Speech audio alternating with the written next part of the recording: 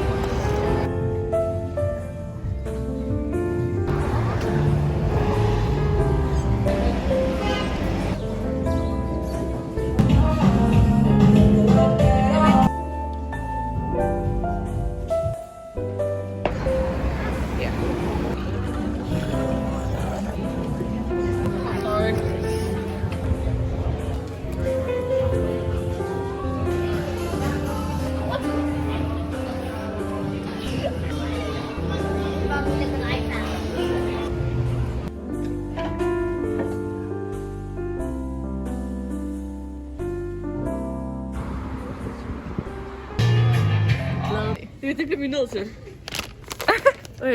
Jordbær eller hindbær? Jeg tænker, der var forskellige. Det ved jeg ikke. Hindbær. Jordbær. Nej, hvad? Jeg synes. Ja, sgu da. Hvad er det her? Ad. Jeg vil så gerne have sådan noget. Det har været sgu på indtil videre.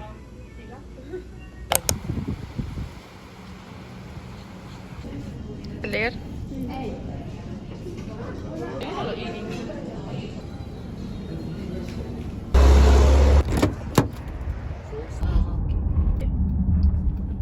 Ej, hvor smart. Men jeg kan bare ikke se dig. Altså, vi kan lave mit haul her senere. Nå ja. Vi er bare ude til et outlet lige nu, faktisk. Vi skal også have Starbucks. Okay. Ja, det skal vi. Vi skal prøve de der seje ting. Hvad? Jo.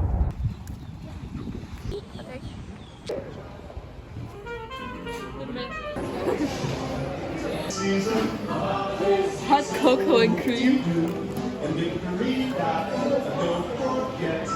Det er så godt. Det er en chokoladekage.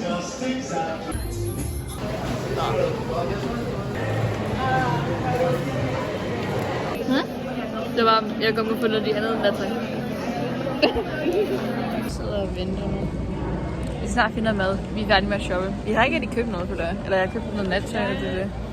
Jeg har købt én trøje. Vi venter lige på, at vores forældre kommer. Jeg ved ikke, hvor de er. Vi er Target. Jeg ved ikke, om vi finder en i dag. Hvis vi gør, så tager vi den. Lækkert. Det var lige haul fra i dag og i går også.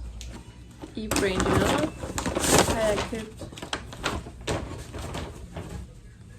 den her, det er sådan en sweatshirt, der er med det. Og så har jeg også købt den, jeg har bare den på, men det er bare sådan en blå tanktop. I går også var vi ved Sephora, og der købte jeg den her, sådan en grøn sweat-agtig. Og den her fra Say. Sådan her. Og så også købte den her. Det er den der fra Summer Friday. Den dufter sygt godt. Også i går købte jeg den der fra Lululemon. Endnu en af de der jakker. Sådan nogle træningsjakker.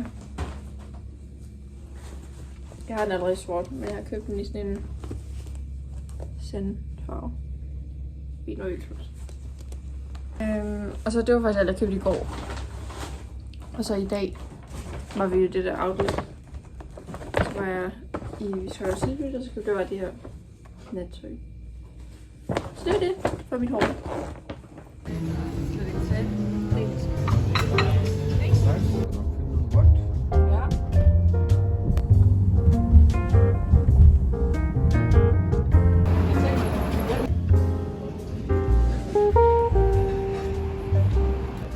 Det er godt, at vi bare kunne til kun.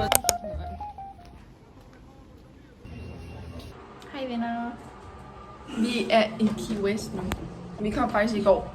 Men jeg har ikke lige fået... Jeg filmede ikke hele dagen i går. Men jeg har fundet nogle små klip, som jeg kan godt sætte ind lige om lidt. Fordi det var sådan en lidt lang kørsel, så der var ikke så meget at filme. Men jeg har filmet lidt, fordi vi stoppede på vejen og sådan noget, så det var meget hyggeligt.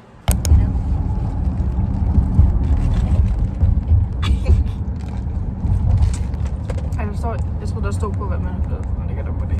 Den er virkelig god. Hvad bøger du? Den er fin nok, den er ikke altså sådan... Er jeres kaffe god? Ja. Ja. Den er meget god. Det er meget rart, at der er de her huller, som man ikke drikker den så hurtigt, faktisk. Ja. Men super, altså billeder med Nej, du har ikke smagt den nye frugt.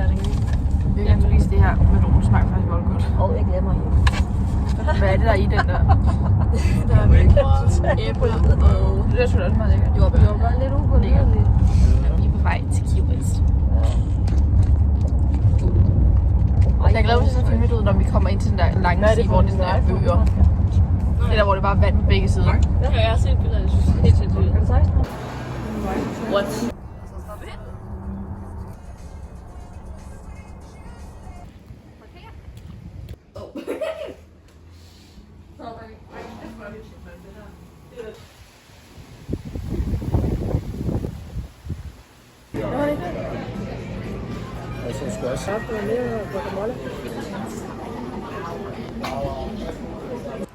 Men nu er vi her, og vi skal ud og sejle senere. Og jeg tror lige nu, der går vi bare en tur. Vi har lige været og spise morgenmad. Og det er opdateringen lige nu.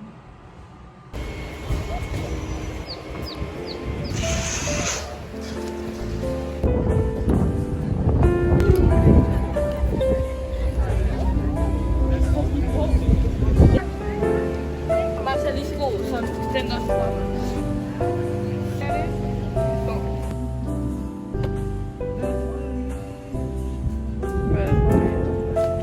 Vi skal have en roaster.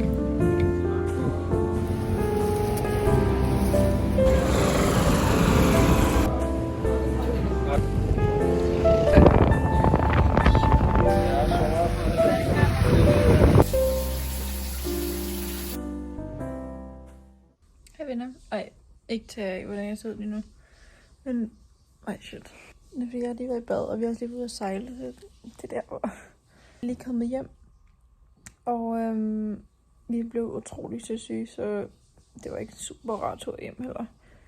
Men nu har jeg taget min nye sweatshirt på, hvor der står Key West. Købt noget merch.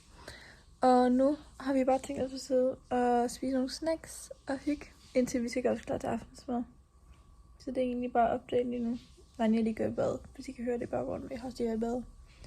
Så det er derfor, jeg ser det sjovt ud med det her. Ja. Det var fordi, jeg kunne ikke overskue at tørre mit hår, så jeg tænkte bare, at det kunne lige den tørre i sådan en beach wave-agtig. Håber jeg. Så ja, det er egentlig bare alt, der skal nu. Vi så bare lige hygger lidt og lige kommer oven på den der tur. Fordi hold da fast, det var ikke fedt.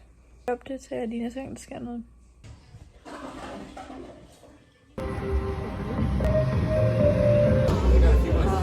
Thank you. Thank you.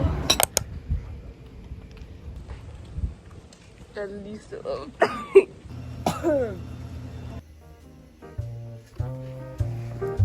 Jeg har stik og alt muligt.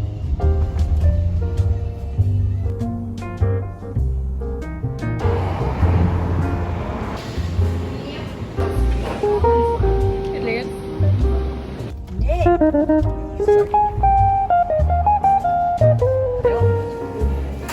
Nej.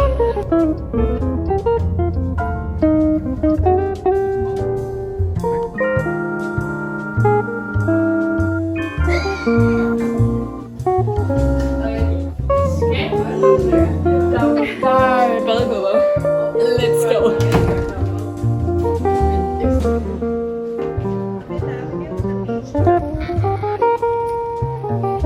Jeg cykler ind i træet.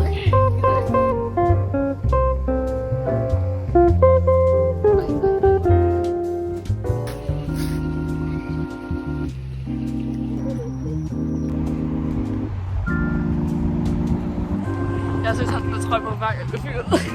Den er sød.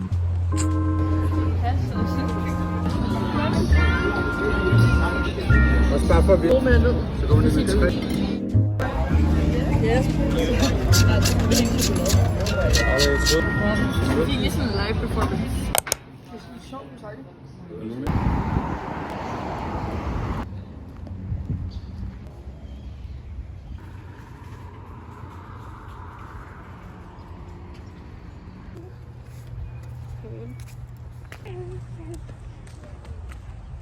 Så ret vejr i dag, det er helt vildt. Er den der blå himmel? Vi er på vej ned for at få en iskaffe nu, inden vi skal på stranden. Fordi det er sygt godt vejr. Så. Jeg glæder mig, at vi skal til stranden. Så der er så flot nede på stranden. Og jeg tror heller ikke, at det er meget stille. Det er ikke så meget. Yes. Også, altså sådan, det var helt stille og roligt dernede. Så nu skal vi lige have noget drik, og så er vi klar til stranden.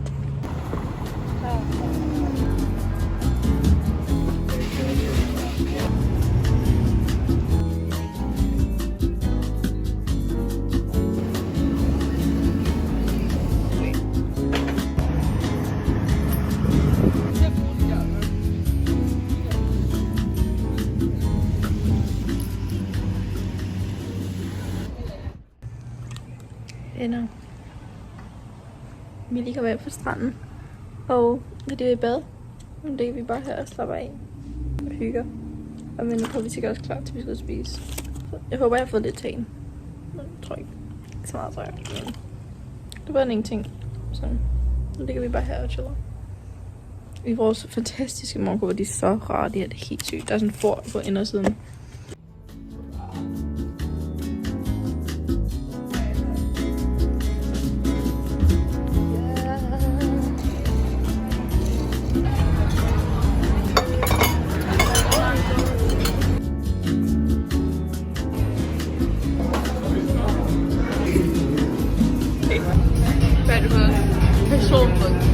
Jeg har fået chokolade. Det er vildt lækkert. Hvad mener du? 9. Okay.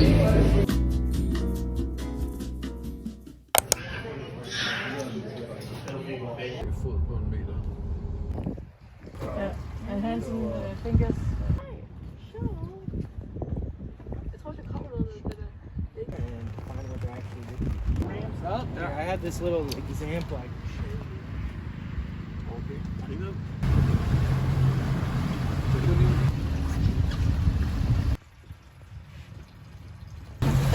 Skal vi prøve at købe den der?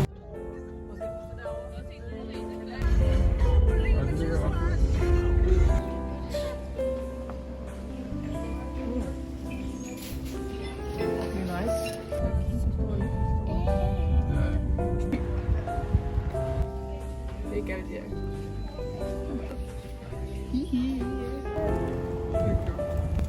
Ja.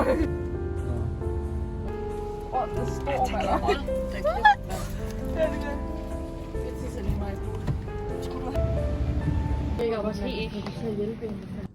Vi har været i Brandy Melody igen. Så nu kommer der lige endnu et hold. Først købte den her. Det er bare sådan med små blomster på, og nu er det sød. Så har jeg købt den her. Det er sådan en... Det er sådan en mærke, der ofte shoulder.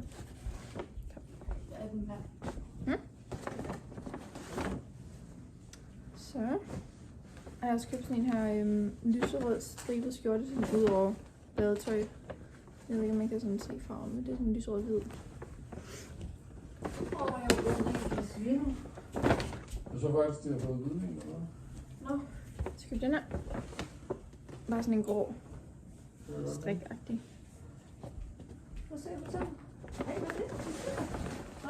Og så til sidst jeg købte den her. Det er sådan en blå. lidt finere trøje. Det er det.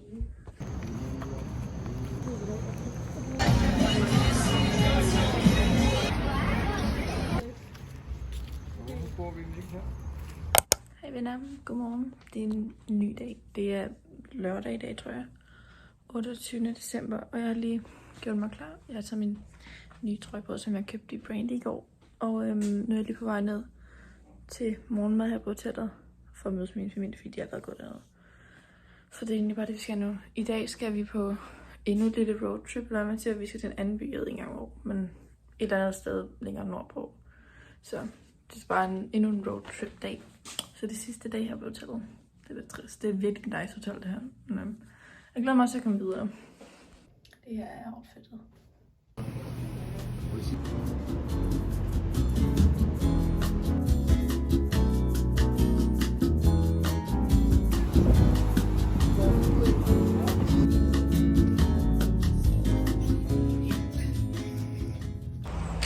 Nu skal vi på Starbucks igen.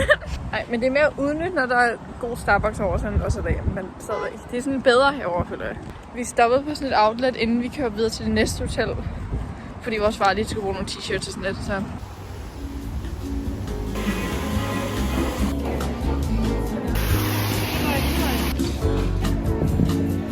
Altså i forhold til, hvor lækkert.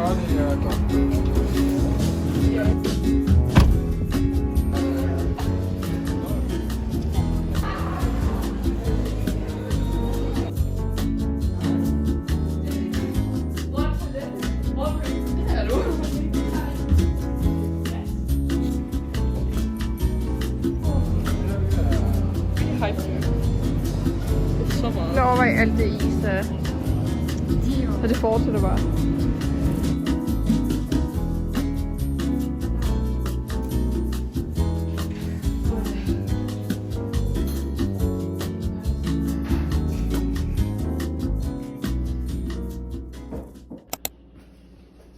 Hvis du skal lytte.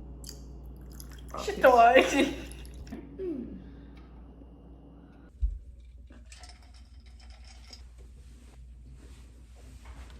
Jeg kan ikke finde ud af, hvad jeg skal på i dag. Lige nu har jeg bare mine pyjamas på. Men det er lidt svært at finde ud af, hvad man skal på. Sådan, fordi det er varmt, men også sådan... Og det er varmt til short, men det er ikke sådan varmt.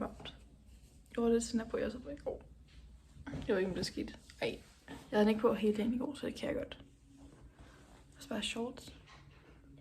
Jeg ved det ikke. Jeg vil gerne have nattøj på hele dagen. Ej, jeg tror det er det, jeg gør. Jeg finder ud af det. Så det blev så bare lidt det samme som i går. Fordi det er lidt cute. Men så nogle andre smykker på, jeg tager den her på. Ej, det er lige ved det hotel, ikke? Der er sådan et lille badeværelse her, ikke? Altså bare en vask. Og så kan man gå herinde. Så det er endnu et badeværelse. Jeg ved, at det er et helt badeværelse. Og så kan man gå videre. Og så er der endnu en vask. Det er virkelig mærkeligt. Det er sådan en flot udsigt herinde. Sådan er det overskud i dag. Men sådan stadigvæk. Ja, der er forsæt på bagsiden.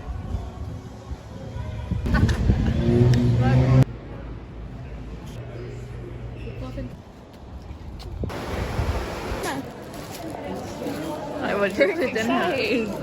Det er jo også barn at have sådan noget. Det er virkelig som et ekstra risket. Jeg tænker, den kommer bare, så der er nogen der. Ja. Okay, den der.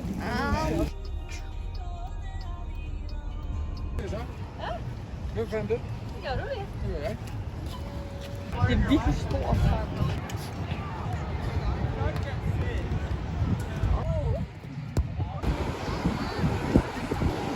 Så det er lidt koldt.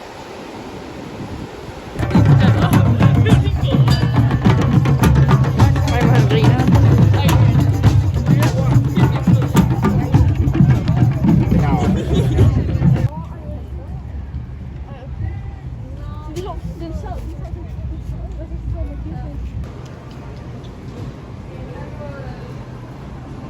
Jeg venner, vi er hjemme igen. Vi er lige ved at handle. Nu lige få noget hyggetøj på. Det har været sådan en lang dag. Jeg er virkelig træt.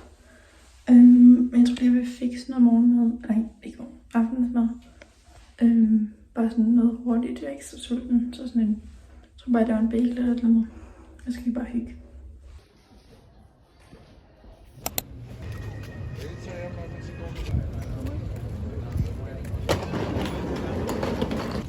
De har det jo derinde. Okay, venner. Vi er lige kommet tilbage fra morgenmad. Nede på, vi skulle lige ned til et andet hotel. Men vi er faktisk tilbage i Miami igen. Fordi jeg filmede ikke lige i går, fordi det var bare endnu en lang køretur. Så vi er tilbage i Miami igen på et nyt hotelværelse. Ja, så det fik jeg ikke lige forklaret. Men vi har bare lige været nede og spise morgenmad på et hotel.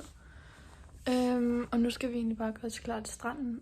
Fordi der er 27 grader i dag. Og 5 UV. Jeg skal være dagen.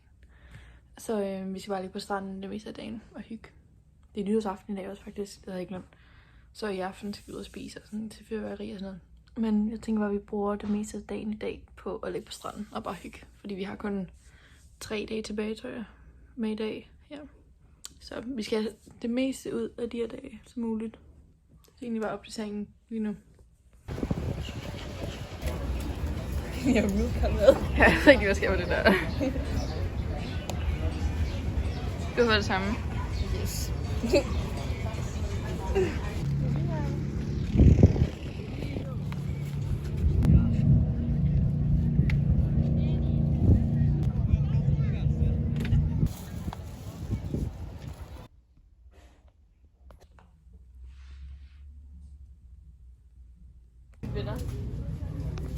Den er også flot. I know. Beautiful. Kan du se den der med isen? Jeg er lukkelig til at spise dem. Okay.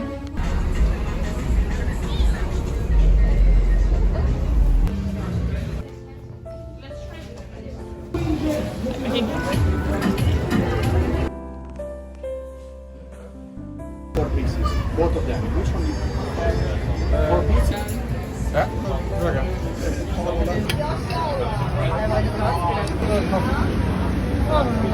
Yes. Måske en god idé. Det kommer meget snart.